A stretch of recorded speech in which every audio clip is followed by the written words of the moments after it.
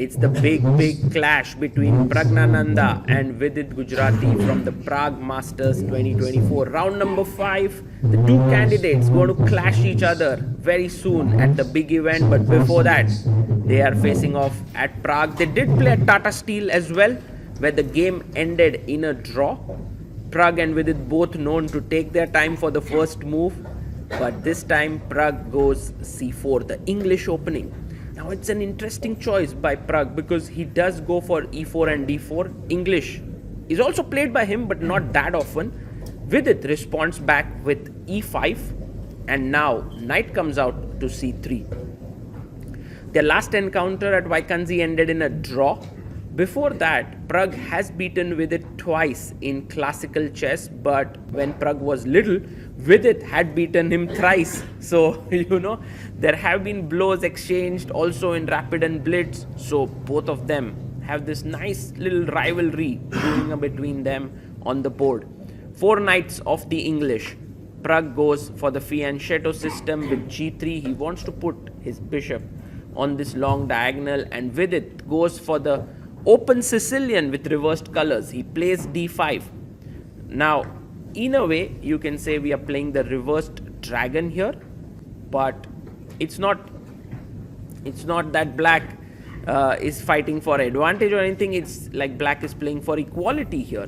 Bishop g2, and white has this nice pressure here on d5. Earlier, everyone used to go back knight b6, but now bishop c5 has become quite possible because of this line: takes, bishop takes, b takes, and now queen d5 attacking here and here.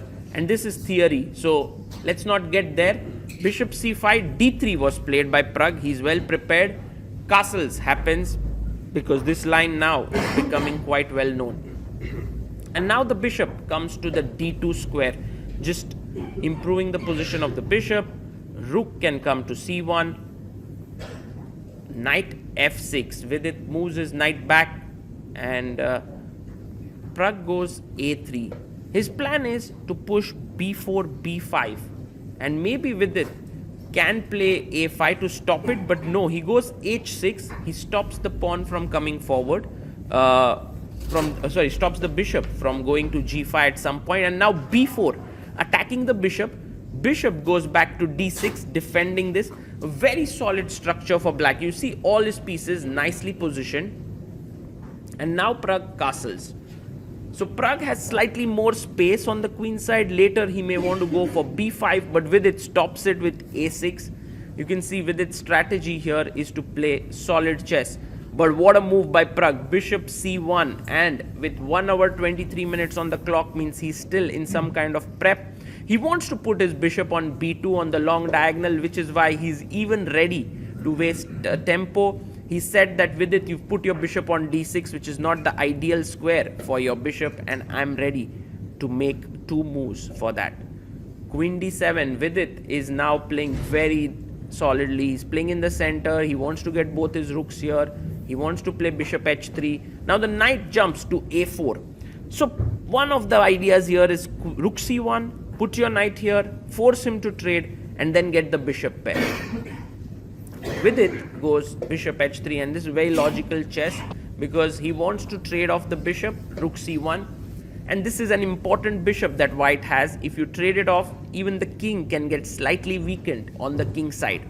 Rook d8 played right in the center. Vidit brings his rooks very, very nicely, and now Prague plays his queen to c2.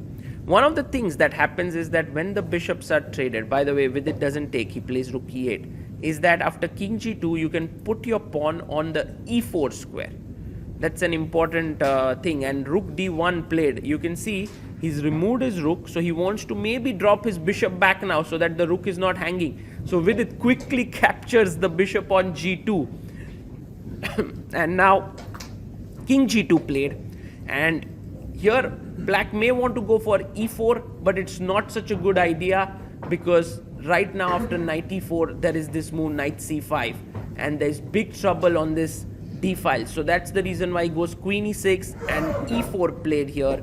Rook d7 played. Now e4, as we mentioned, does weaken the d4 square, but it's very well guarded, and it's a nice move. Queen c4 played here by Pragg, because if you take, I take and push c5, and the rook is in bit of a trouble there, and also the e5 pawn. So Vidit drops his queen back, and now some point you have to be worrying about the b5 move. So Pragg just drops his queen back to b3. Also knight c5 becomes a possibility, but Vidit says, not so easy, my friend. Your d3 pawn is going to be weak, so you have to be careful. Pragg plays rook e1, because now the rook is well placed here, and d4 could become an idea. Vidit playing very calmly, he plays queen e8. Maybe he can drop his bishop back to f8 and h3. What a nice move, because if you play bishop back, then boom, there is an exchange sack coming up, and then this pawn hanging. But Vidit finds a great idea. He wants his knight to be rerouted this way. Knight comes back to c3. It's such a maneuvering game between these two candidates. Knight g5 played, and now great chess by both of them. Knight takes g5, and Vidit will take back with the pawn here. H takes g5. No, he plays an intermezzo. He attacks the queen here. So now the queen has to save itself, goes back queen d1, and now he's going to take back the knight on g5. Yes, he takes it. So Pragg does have the d5 square and queen g4 ideas, but Vidit has this beautiful central square for his knight. Pragg jumps with the knight to d5.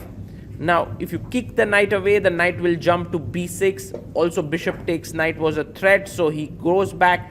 Knight e6, defending the pawn here. The position is very slightly better for Pragg. He goes queen h, queen g4. Very nice. He's putting pressure here. Also on the e5 pawn.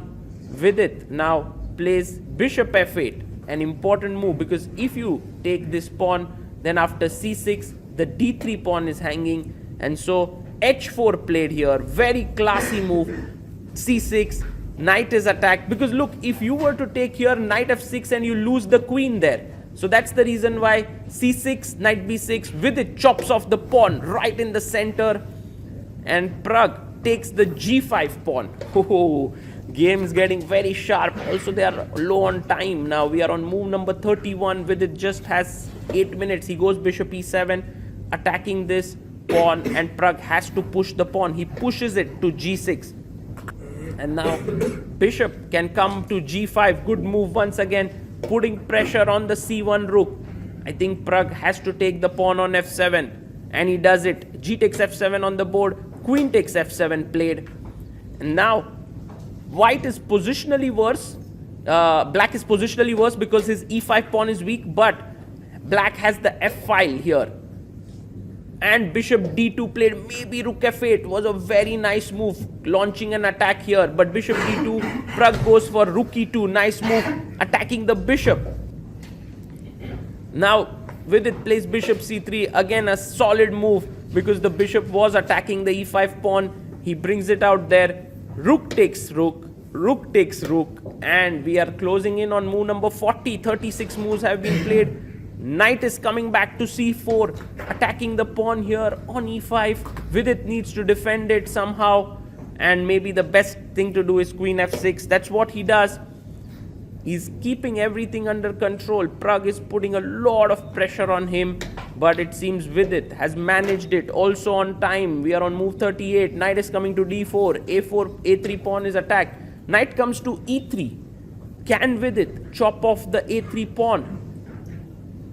Yes, he does. Rook takes a3 on move 939. And now Pragg goes rook d2. He's taken the open file. He's wanting to come in at some point. Maybe rook d7, but Vidit shuts it down. Knight d4, reaching move 40. This is the best position that Vidit has had in the entire game. Pragg now plays his knight to f5. The best way to play here is play rook a1, so that later on you have ideas of mating white. But a5 played here, which may be not the most accurate. Pragg takes on d4, and he finds a brilliant idea here, it seems, because after pawn takes knight, there is this move e5 cannot be played, because after queen e5, rook d4. Whoa, he finds it. queen e5, rook d4, you will see that the black king is slightly weakened and the rook and queen will try to attack it. Vidit takes the pawn, but after rook takes d4, this is going to be very dangerous for black. Rook takes d4 played. Now the only way to remain in the game is rook b3, so that you are threatening to take here.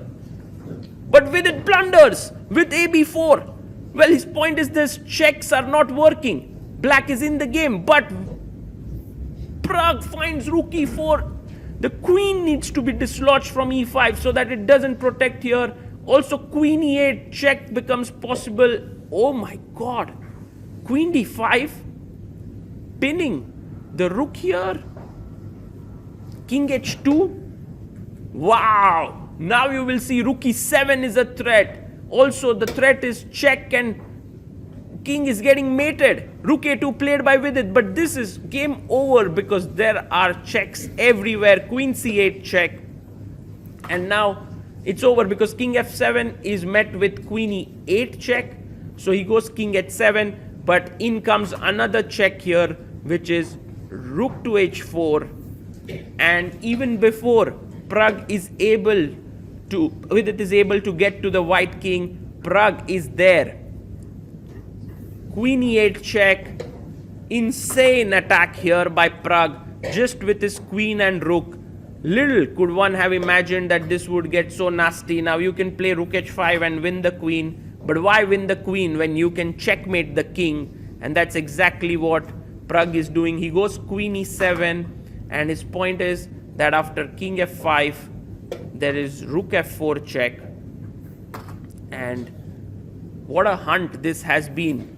The king was hunted from g8, and now after king g6 we have rook g4 check, and wherever the king goes there is mate coming up. Like king f5, there is rook g5, and Vidit resigns the game. g7 was hanging. What a huge win. And you can see Vidit saying to Pragg, I should not have taken on b4, perhaps rook a1 was just fine. Vidit is very unhappy there with what transpired.